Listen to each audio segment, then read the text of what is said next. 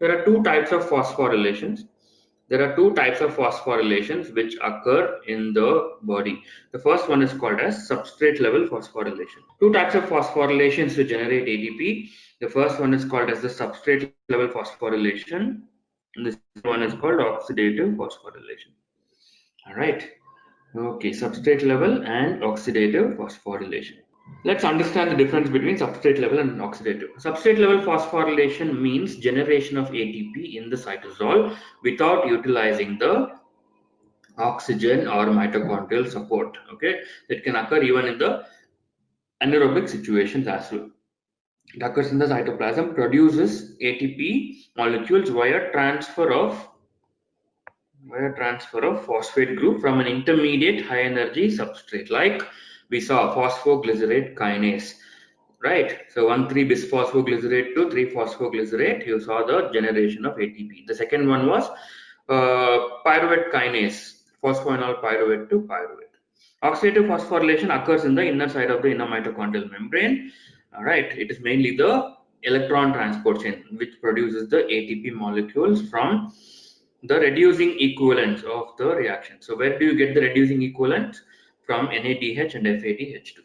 So in a mitochondrial membrane, production of ATP molecules from the redox reactions of an electron transport chain. So oxidative phosphorylation, we'll be focusing on that now because it's linked to our electron transport chain. All oxidative steps in the degradation of carbs, fats, and amino acids converge at the final stage of cellular respiration, in which the energy of oxidation drives the synthesis of ATP. Where does it occur? It occurs in the mitochondria. Very similar to photophosphorylation, which occurs in the chloroplast. So let's appreciate the structure of the mitochondria. So mitochondrial structure includes, we have the outer membrane, then we have the inner membrane and the matrix. Outer membrane is predominantly permeable to most molecules up to 10 kilodaltons. Outer mitochondrial membrane permeable to most molecules up to 10 kilodaltons. Alright, that means it is quite freely permeable. But inner mitochondrial membrane is freely permeable to uncharged small molecules such as oxygen, water, carbon dioxide, ammonia, and to some of the monocarboxylic acids and other acids which are produced in the mitochondrial matrix, like your ketone bodies, acetoacetic acid, beta hydroxybutyric acid. So these two are ketone bodies in nature, and monocarboxylic acids.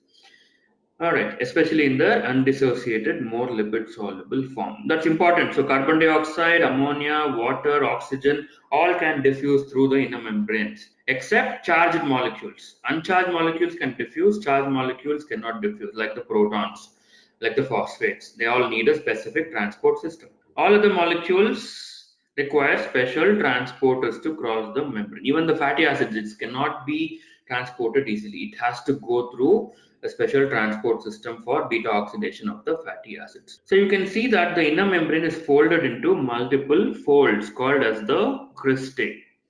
Okay, and inner side of the inner mitochondrial membrane is the place where you have electron transport chain and many of the pathways as well, like the TCA cycle, fatty acid oxidation, etc. These are the round dots here considered to be the mitochondrial DNA. All right.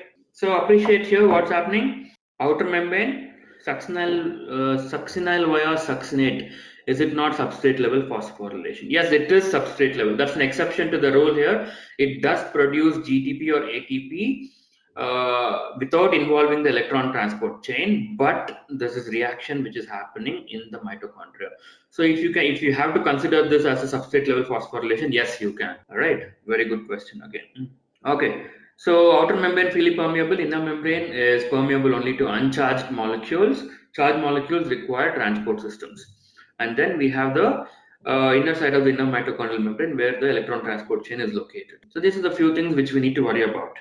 So outer membrane, inner membrane, matrix. So matrix is basically filled with pyruvate dehydrogenase complex which converts pyruvate to acetyl-CoA. TCA cycle, beta oxidation of the fatty acids and oxidation of some of the amino acids. So these are the important pathways which occur in the matrix. Inner side of the inner membrane, you have the electron transport chain, ATP, ADP translocase, ATP synthase. I'll show you all these components now, especially this region. I'm going to describe in detail. Electron transport chain. What do you understand by electron transport chain. The name says it, electron transport chain. It's going to transport electrons. Yes, that's correct. Where is it getting it from? It's getting it from the reducing equivalents which were captured in the cytosol, the high energy reducing equivalents. As one of our students asked me the question yesterday about what is the difference between NADH and FADH2. When do we have to add NAD? When do we have to add FAD? You're going to understand that concept now with the electron transport chain. All right, so let's see what happens. So electron transport chain is a series of protein complexes. It's like the series of protein complexes embedded in the inner side of the inner mitochondrial membrane. And electrons captured from donor molecules are transferred through these complexes through a sequence of linked oxidation and reduction reactions. So what happens? You know how the flow of electrons occur in the houses. We have these electric wires, and the electrons flow from negative to the positive. Very similar concept here. Electrons are flowing from the reducing equivalents NADH and FADH2 to a series of protein complexes which have a difference in electrochemical potentials. Okay, so the molecules which accept the electrons first have low redox potential to the molecules which finally accept the electrons, which is going to have high redox potential. Right, so low redox potential to high redox potential, or movement of electronegative to electropositive. So redox potential is the one which determines how much amount of ATP is generated from each molecule of NADH and FADH2. Let's talk about all this. I'll show you some pictures. All right. So what are the functions of electron transport chain? Oxidize reducing equivalents like NADH and FADH2. You need to remember this, that NADH, when it is oxidized, it's going to give you 2 electrons plus 2 protons plus NAD plus. All right. Sorry, 1 proton, not 2 protons, 1 proton.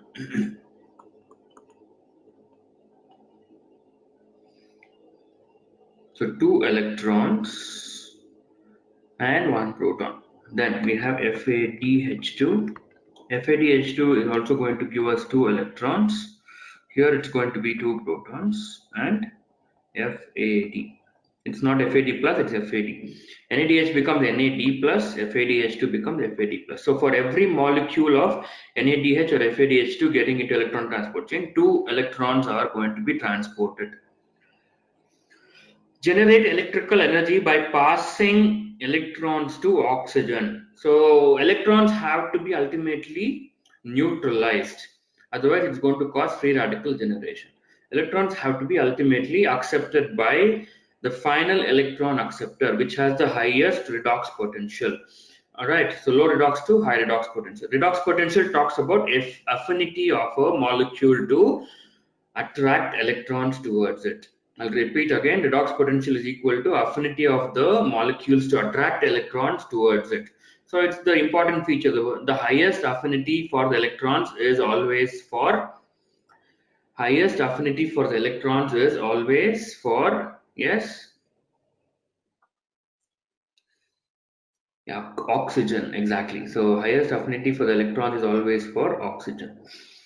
So electrical energy creates a proton gradient. So how exactly it creates a proton gradient? I'll show you. As the electrons are moving from one protein complex to another, it's going to pump protons into the space between outer and the inner membrane, called as the intermembrane space. So electrical energy creates a proton gradient across the inner mitochondrial membrane. It's going to create a gradient. Let's see how the gradients are created. So the proton gradient drives phosphorylation of ADP to ATP. So this is a summary. Don't worry about it. I'll show you all the details.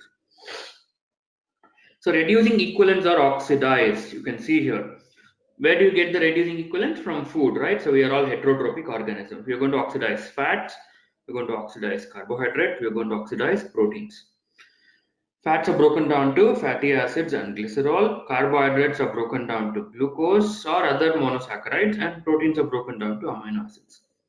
So this is the first step. Second step is TCA cycle. All of this is going to be converted to acetyl CoA. And acetyl-CoA is completely oxidized in the TCA cycle to carbon dioxide and water, and ultimately all the reducing equivalents are captured in the electron transport chain by the NADH FADH2 and donated into electron transport chain to form ATP.